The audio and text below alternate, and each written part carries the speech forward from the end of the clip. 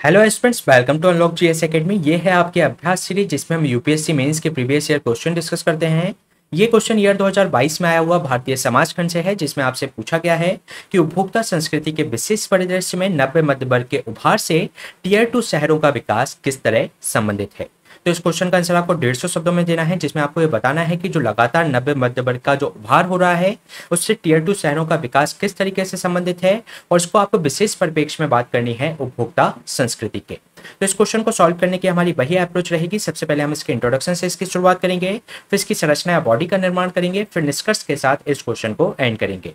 अगर हम इस क्वेश्चन के इंट्रोडक्शन के बारे में बात करें तो सरकार के अनुसार लगभग 50,000 से 1 लाख की आबादी वाले जो शहर हैं उसको भारत में टीयर 2 शहर का दर्जा दिया जाता है। इसके अगर हम एग्जाम्पल की बात करें तो जयपुर, पटना और जो इंदौर जैसे शहर हैं उन्हें टीयर 2 शहर के नाम से जाना जाता है। इसके अलावा अगर हम मध्य वर्ग के दर्जे की बात करें तो ऐसे व्यक्ति या परिवार को जो आमतौर पर एक सामाजिक आर्थिक पदानुक्रम में एक जो श्रमिक वर्ग होता है और एक जो उच्च वर्ग होता है उसके बीच में लाया करते हैं, उनको मध्य वर्ग का दर्जा दिया जाता है। इसके अलावा पश्चिमी संस्कृतियों में मध्य वर्ग के पास श्रमिक वर्ग की तुलना में कॉलेज की जो डिग्री है उसका अनुपात ज्यादा है। साथ ही साथ इनके पास उपभोग के लिए अधिक आय भी उपलब्ध है, और ये लोग अक्सर जो पेशेवर यानी कि प्रोफेशनल्स, मैनेजर यानी कि प्रबंधक या सिविल सर्वेंट के रूप में कार्य करते हैं। तो इस तरीके से इस क्वेश्चन की स्टार्टिंग की जा सकती है। फिर हम देख लेते हैं नए मध्य वर्ग के उदय से टीयर 2 शहरों का विकास किस तरीके से संबंधित है। सबसे पहले इस संबंध के कारणों के बारे में हम बात करें तो सबसे पहला कारण है स्टार्टअप इकोसिस्टम का उभरना। अगर हम बात करें इकोनॉमिक सर्वे 2018-19 की तो इसमें 16,500 स्टार्टअप की पहचान की गई, जिसमें से आधे से ज्यादा टीयर 2 एवं टीयर 3 शहरों में ही ये उभरे थे। इसके अलावा दूसरा कारण है यहाँ की टीयर 2 सिटीज की टूरिज्म क्षमता का होना।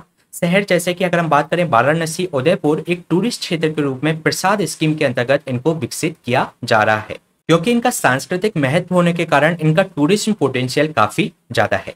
इसके अलावा तीसरा कारण है कनेक्टिविटी का बढ़ना। जैसे उड़े देश का जो आम नागरिक है यानी कि जो उड़ान स्कीम है, भारतमाला जैसी जो स्कीम चल रही है, इन सिटीज के बीच में इन्होंने कनेक्टिविटी बढ़ाई है, जिससे इन सिटीज में लोगों का आना जाना आसान हो पाया है। इसके अलावा बड़ी फर्मों के लिए एक आकर्षक विकल्प है। ऐसा देखा गया कि जयपुर, पटना और इंदौर में 40% से अधिक जो आर्थिक वृद्धि का लास्ट ईयर्स में अनुभव किया गया। इसके अलावा अगर हम अन्य कारण की बात करें तो यहाँ पर रोजगार के नए अवसर होना। जो टीयर 2 शहर हैं वे अच्छे एवं नए रोजगार के अवसर उपलब्ध कराते हैं, जिससे लोगों की औसत आय में वृद्धि होती है। इसके अलावा इन सिटीज में वर्क फ्रॉम होम का भी विकल्प मौजूद है, जिससे कई लोग अपने घर के पास रहकर काम कर सकते हैं। साथ ही साथ इसके पर्यावरणीय फायदे भी देखने को मिलते हैं। अगर हम बात करें, कंपैरिजन करें टीयर 1 सिटीज से, तो यहाँ पर ज्यादा हरियाली और कम प्रदूषण देखने को मिलता है। तो ये हमने संबंध देखा मध्य वर्ग के उभार से टीयर 2 शहरों के विकास के बारे में।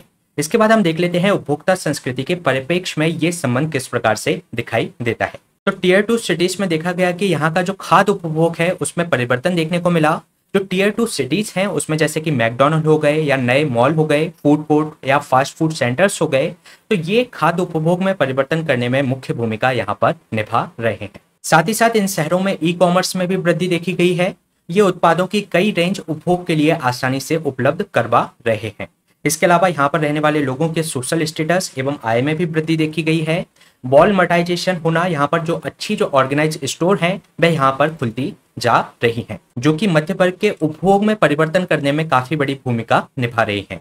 इसके अलावा अगर हम बात करें, अच्छे एवं विकसित जो रियल एस्टेट का यहाँ पर विकास देखने को मिला है। तो इसमें उपभोक्ता संस्कृति के परिप्रेक्ष्य में ओवरऑल जो मध्य वर्ग है उसके जीवन स्तर में सुधार देखा गया है। इसके अलावा हम टीयर 2 सिटीज की चुनौतियों के बारे में बात करें तो यहाँ पर स्थिर उपयोगिता यानी कि स्टेबल यूटिलिटी का अभाव देखने को मिलता है। साथ ही साथ यहाँ पे जो मजबूत अवसंरचना होनी चाहिए उसका अभाव यहाँ पर है, और इसकी जो टीयर 2 सिटीज की जो अनुकूलनशीलता है वह धीमी है, और इसको ऑर्गेनाइज करने का कोई फ्रेमवर्क हमारे पास मौजूद नहीं है। इसके साथ ही अगर हम इसके निष्कर्ष की बात करें तो टीयर 2 सिटीज विकास के केंद्र के रूप में उभरे हैं, और जो टीयर 2 सिटीज का जिस तरीके से विकास हो रहा है वह हमें सतत विकास जो लक्ष्य हमें 2030 तक अचीव करने हैं उसको प्राप्त करने में एक महत्वपूर्ण रोल ये निभा सकती हैं। तो ये क्वेश्चन हमने डिस्कस किया जीएस पेपर 1 के सोसाइटी खंड से। इसी तरीके के क्वेश्चंस प्रैक्टिस करने के लिए आप हमारी मास सीरीज फॉलो कर सकते हैं, जिसकी प्लेलिस्ट आपको हमारे डिस्क्रिप्शन बॉक्स से मिल जाएगी। साथ ही साथ इसके हैंड रिटन नोट्स की पीडीएफ आपको हमारी टेलीग्राम चैनल से मिल जाएगी। Please stay tuned, subscribe the unlock GS academy. Thank you.